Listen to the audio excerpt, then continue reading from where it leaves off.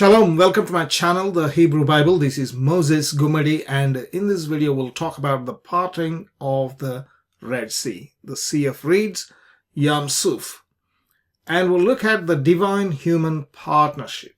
Divine-human partnership. In Exodus chapter 14, verses 13 and 14, we read like this, Moses. Now, what is the context? The context is the Egyptians were following through, right? So once the children of Israel left the land of Egypt, afterwards Pharaoh and his servants realized, hey, we have let these guys go. I think we should go follow them after and bring them back. And so they started coming with chariots, and the children of Israel saw them, and they were afraid, and they were crying to Moses, and they said that, why did you bring us here? Do you want us to die in the wilderness, etc.? Right? Okay.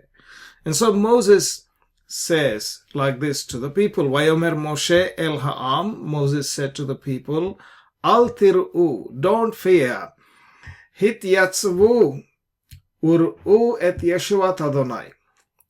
Do not be afraid, but station yourself. Stand still. So, hit yatz'u. Hit yatz'u ur'u et Yeshuat Adonai. Meaning, stand still or station yourself and see Hashem's salvation. Yeshuat Adonai. Yeshua is with a he in the end. Okay? It's a feminine word. Yeshua. Not the first four letters, but you need to take the fifth letter, which is a he. Here, Yeshuat, because of the construct. Yeshuat Adonai means salvation of Hashem.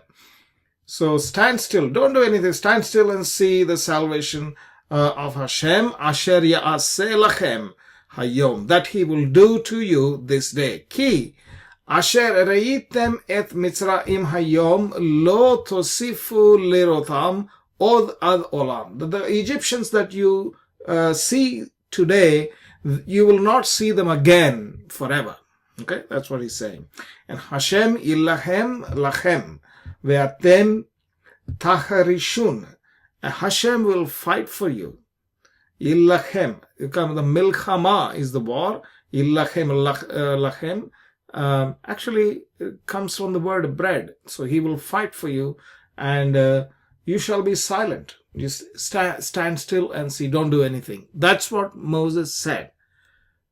Right? So stand still and see the salvation of God. There is nothing for us to do. God will take care of everything. Well, what did Hashem say in the next verse? We'll see. Before that, we'll look at this word, hit yatzvu. Hit yatzvu. It's a bet, of course, vu. This is in the hit pa'el stem, and it's basically the yourselves is coming from that hit pa'el, meaning it's a reflexive verb.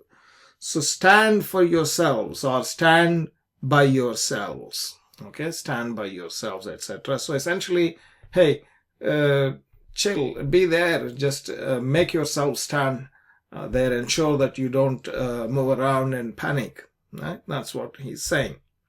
Comes from the root yatsav. If you put in the vowels, it means he stood in the kal. If you remove the vowels, then the basic root, it means to stand. Okay. Now, what did Hashem tell Moses? Vayomer Hashem, Vayomer Adonai el Moshe, Ma titzak elai. Why are you crying to me? And what is he supposed to do? Dabber, say, speak. Dabber el bnei Israel ve'yissa'u. So look at this blue and the red one. First, the red ones are the things that Moses is supposed to do. The blue are the things that the children of Israel are supposed to do. Earlier, Moses said that don't do anything, just stand still and see the salvation of God. Be silent, okay? Don't panic. Just be silent. God will take care of everything. You got to do nothing. Just be there. But Hashem tells Moses, not so. Why are you crying to me? He says, Dabber el bnei Israel. Speak to the children of Israel. Speak what? He says, that they travel, that they move forward. Ve yissa'u. That they travel. And you, ve'ata, and you, what you should do, harem et mattecha, unte et yadecha al hayam. So raise your staff, stretch forth your hand upon the sea. And not only that, ukaehu, split it. He's telling, raise your staff. It's just a staff in his hand, right? Oh, that's the staff that he used for all the miracles, obviously. Raise your staff, stretch forth your hand, and split the sea. He tells the children of Israel to move, to travel. Travel where? There's a sea. Yeah, start going. And he tells Moses that you take the staff and split the sea. Veyavo betoch hayam. And he is telling the children of Veyavo bnei Israel betoch hayam bayabasha.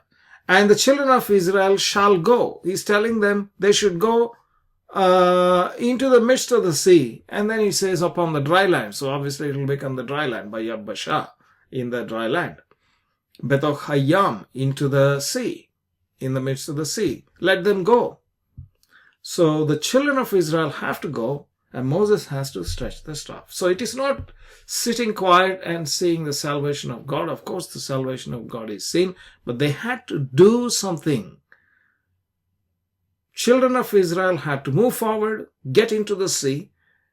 Moses had to take his staff and lift up and stretch forth his hand and split the sea. They had to take an action. But the power to split the sea comes. And what happened in the next verse? Let's see. In the next verse, verse 7, Va'ani, and I, he says what he will do. Is he going to split the sea immediately? No, he doesn't. He says, Va'ani, hineni, mechadzek et lev Misraim. I am going to make the heart of Egyptians strong. I will strengthen the heart of the Egyptians. So those guys are going to follow you through. They're going to come after you. So he's not making it any easier, is he? He's going to make it tougher for them. But they're not supposed to worry. They're not supposed to fear. Just listen to what he has said. Move forward into the water. It's an impossible situation. He tells them to go forward. He tells Moses to split the sea. And then he's going to make it tough and make these Egyptians follow through behind them. And then he says, Vayet Moshe et yado al hayam, and Moses lifted up the rod, the staff, upon the sea. And what happened? Vayolech Adonai et hayam beruach kadim adza. So he and Hashem led out the sea with a might. He sent a mighty east wind over the sea all the night. Kol halayla, all the night. That's what he did. And then it took a while. So they had to keep faith. You see, all night he sent. He could have instantly split it in a moment, couldn't he? He sent east wind, mighty east wind. And then the water started moving, and then it eventually moved and the waters were split. It's just one verse, but see this, he says, Hashem led out the sea with a mighty east wind all night, kol halayla. So east wind was sent, and it split and held up the water into two sides, like walls on both the sides. We know the story. So it's the power of Hashem that has split the sea. There is no doubt. You can't put a stick against the sea and say, you can't divide it unless there is the power of Hashem.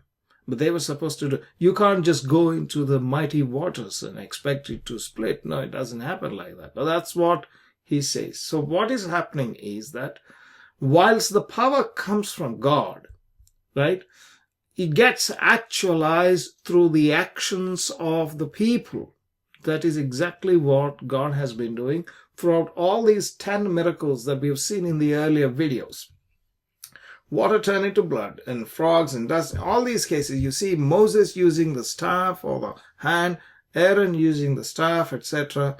And we see that even in the case of the death of the firstborn, although God goes in person and these people only observe, however, people are also involved because they killed the Passover. They applied the blood upon the doorposts in order to prevent the death of their own firstborn.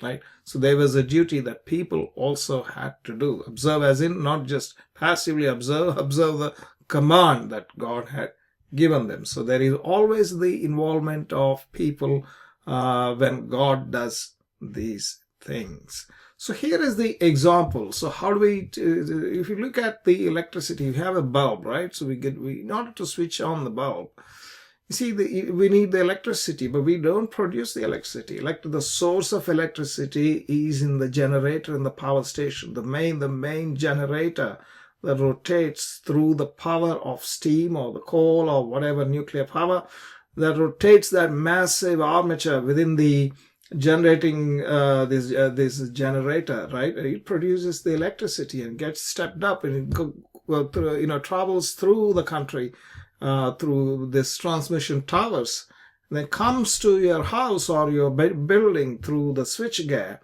and then it comes into your house. All that you have to do is press the switch, and then you get the bulb, you get the light you desire.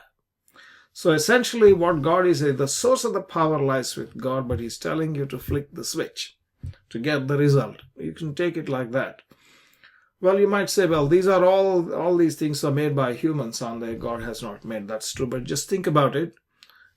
To get all these ideas, the ideas have come from God. Men have, done the action. The steel that is required, the copper that is required that goes into the armature here, all the copper, and all the materials, all the technology, right? Everything that is required, all the ingenuity that's required. For example, and the material, let's say this tungsten or whatever material that's there, the halogen gas or, whatever bulb that is, all these phenomena, He created the laws of nature. He created these metals and the minerals that are there in the earth. He gave man wisdom to extract them. He gave man ideas. The idea pops into the head, right? Into somebody's head. James Clerk Maxwell, he invented the equations, electromagnetism. 4 equations are there. In the vector calculus, he writes those equations between the relationship between the magnetism and electricity. From there comes all of these. And so we get the technology. It comes from where? It comes from Hashem. And this has been actualized through human action. So there are some examples. Before I close, I want to mention here another 6 examples. In the battle with Amalek, right? So once they were out of Egypt, immediately they had this battle with Amalek after the crossing of the Red Sea. Moses lifts up his hands, sits on the mountain, and his hands get strained, and so Aaron and Hur, they come and hold up his hands. As long as he held up his hands, they won, but he could not hold up his hands, then they lost. Not lost, they became weaker. So Joshua was the one who was fighting, but Moses had to lift up his hands on the hill. So there is a human action involved. It's not a great action, but he is just lifting up his hands, praying. Jericho, in case of Jericho conquest, Joshua and his men go around the city 7 times, and in the final case they blow the trumpets, and then the whole walls crumble down. In case of Gideon, we have Gideon. They take the pitcher and the lamp in the pitcher, and blow the trumpets, break the pitcher to gain victory over the Midianites. Elijah and the widow. So he tells her to make the cake or a loaf of bread first for him, and then we see that the dough and the oil do not diminish. They remain for 3.5 years throughout his stay in that place. Elisha and the widow. There's another widow here, the wife of one of the sons of the prophets, and we see that they come to take away her sons because of the debt they had. But we see that he tells her to get all the vessels, borrow all the vessels from the people, and then fill the oil in the end. And so she gets the miracle because she had to take the action which she's able to do. Similar to that, Elisha and Naaman, he was told to dip 7 times in Jordan. So human action is very much there throughout all these miracles and all these events that we see in the Tanakh. Thank you for watching. Please do like and subscribe to my channel. Click the bell icon to get notifications. And also do comment below. And I will see you again with another video as soon as I can. Thank you very much.